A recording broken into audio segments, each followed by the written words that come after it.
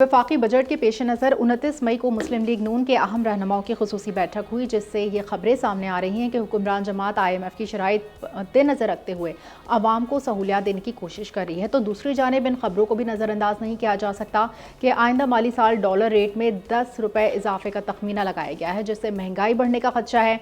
अपने तजज़ियाकारों से जानते हैं कि वो आइंदा बजट में आवाम को कुछ रिलीफ मिलता देख रहे हैं या आवाम पर मजीद टैक्सेस की भरमार होगी।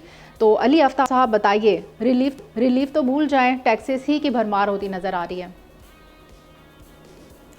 जी देखिए, बात ये है कि जो 10 रुपये ऊपर का तखमीना लगाया जा रहा है ना, ये तो बड़ी अच्छी बात है। मतलब अच्छी बात से मुराद ये है कि ये अगर मुमकिन हो जाए कि जो फिस्कल ईयर है वो 2025 जून तक चलना है, सो अगर तब तक डॉलर की कीमत सिर्फ 10 रुपये ऊपर जाती है तो ये तो बड़ी एक मुस्बत बात है। दूसरी चीज़ ये है कि हम डॉलर की रेट को लेकर, जाहिर है मेरे जैसे लोग, आप जैसे लोग, टीवी पर बैठने वाले लोग बड़ा शोर मचाते हैं। उसकी वजह ये है कि हम बहरहाल उस तबके से ताल्लुक़ रखते हैं जो कि इम्पोर्टेड चीज़ें कंज्यूम करता है। बट अदरवाइज़ जो आवाम हैं उनको तो कितना कोई फ़र्क पड़ता होगा डॉलर के ऊपर नीचे जाने से। यहाँ पर बुनियादी बात तो ये है कि फ़िस्कल डिसिप्लिन जो है ना वो पाकिस्तान में कभी आ नहीं सका।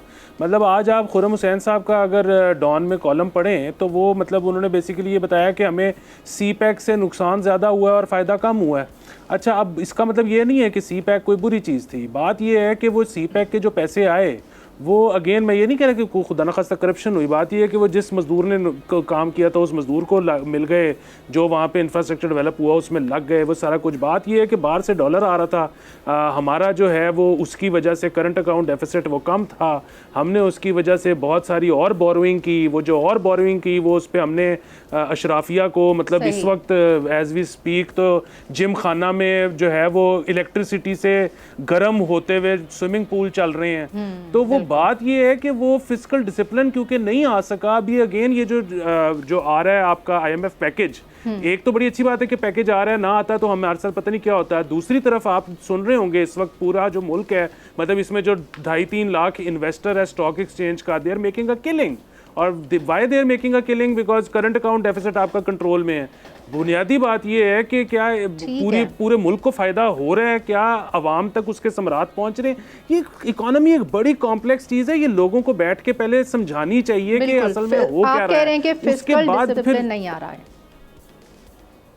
जी ठीक है, नज़ीर लगारी साहब आप क्या कहेंगे? डॉलर रेट में 10 रुपये इजाफा होने जा रहा है, महंगाई कहाँ जाएगी? एक तो ये कि हमें इजाफा ही नज़र आता है, इससे कम नज़र नहीं आता। जब 103-104 पर था डॉलर, तो सर जरदारी साहब कह रहे थे कि यार ये डॉलर जो है बहुत सस्ता है, असल कीमत जो है इसकी 140 रुपये तक होनी चाहिए, उस वक्त बात करते। लेकिन उसी साल ये हुआ था जब वो ये बात कर रहे थे, नहीं उससे अगले साल हुआ कि जनाब 191 तक पहुँच गया, और फिर आगे बढ़ते बढ़ते जो है वो 300 के करीब पहुँच गया। तो ये सूरत हाल हुई है।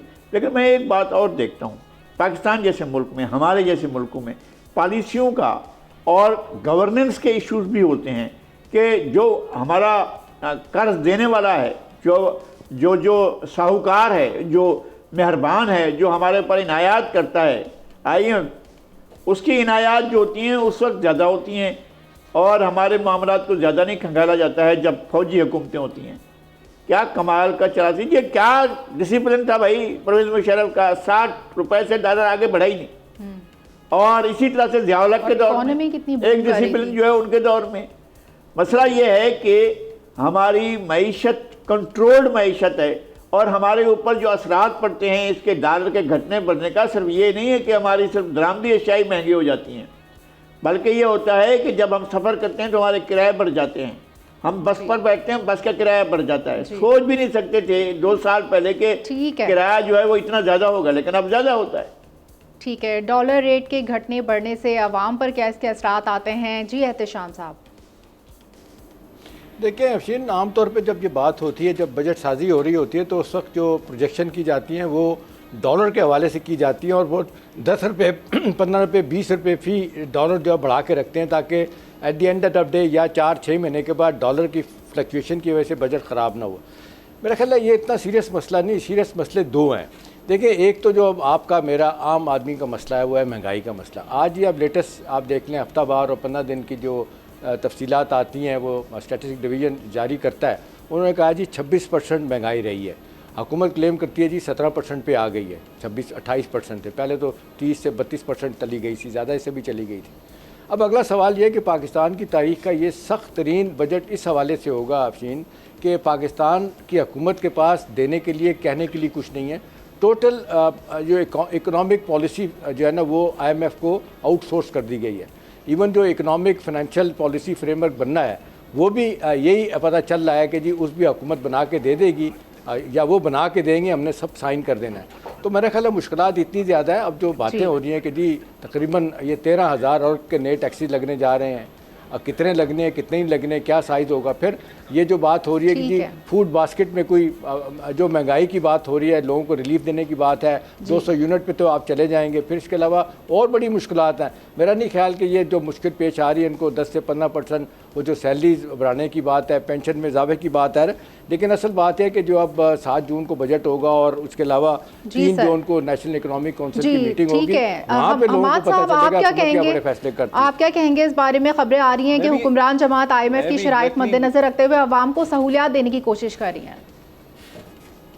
अवाम को सहूलियात तो मिलती दिखाई नहीं देती। मैं भी वही कहूँगा जो मेरे तमाम मोअज़्ज़ज़ मेंबरान ने बात कही है, पैनलिस्ट ने बात कही है। जो एक अली ने कहा, बहुत खूबसूरत बात की कि अगर सिर्फ 10 रुपये तक ही रहता है फिर तो बहुत अच्छी बात है, फिर तो बड़ा कंसिस्टेंट रहेगा, लोग अपनी बजटिंग कर सकेंगे। जो प्रोजेक्ट्स आएंगे डेवलपमेंट प्रोजेक्ट्स, उसमें कॉन्ट्रैक्टर्स को बड़ा फ़ायदा होगा अपने रेट्स फिल इन करने के लिए। लेकिन प्रैक्टिकली शायद ऐसा ना हो पाए। जैसे सर ने बताया अभी कि ये रखी जाती है, एक अंदाज़ा होता है, उसका मकसद ये नहीं कि इतनी ही रहेगी, आगे बढ़ भी सकती है। और जब बढ़ती है तो तनख्वाहदार तबका सबसे पहले जो है पिसता है। उसकी तनख्वाह नहीं बढ़ती लेकिन उसकी ज़रूरियात ज़िंदगी जो उसने ख़रीदनी होती हैं वो तमाम चीज़ें बढ़ जाती हैं। उसकी तनख्वाह वहीं की वहीं रह जाती है। अगर मैं 94-95 की बात करूँ तो जो शख्स उस वक्त 12-15 हज़ार तनख्वाह ले रहा था, उस वक्त 34-35 रुपये का डॉलर था। आज जो उसी लेवल का बंदा अगर 50-60 हज़ार रुपये तनख्वाह भी ले रहा है तो डॉलर 280 रुपये के करीब है। तो यानी उस वक्त वो $350 तनख्वाह ले रहा था, इस वक्त वो $200 से भी कम तनख्वाह ले रहा है। तो ये हम उन खुशकिस्मत मुल्कों में से हैं जहाँ तनख्वाहें कम होती दिखाई दे रही हैं, हालात मुश्किल होते दिखाई दे रहे हैं, लोगों की तनख्वाहें बढ़ती हैं, लोग बेहतरी की तरफ जाते हैं। तनख्वाहें तो बढ़ेंगी नहीं, लेकिन ज़रूरियात ज़िंदगी बढ़ती चली जाएंगी। ठीक है, इसी के साथ प्रोग्राम से फिलहाल इतना ही। जी आफ्ताब साहब, आप कुछ कह रहे हैं? यहाँ पे किसी दिन एक पूरा शो करें इस बात पर कि हाइपर इन्फ्लेशन अगर हो जाती है तो वो शायद इस मुल्क के लिए बेहतर है, इस मुल्क के किसान के लिए तो कम से कम बेहतर है। सब्सक्राइब करें और बेल दबाएं ताकि कोई खबर रह न जाए।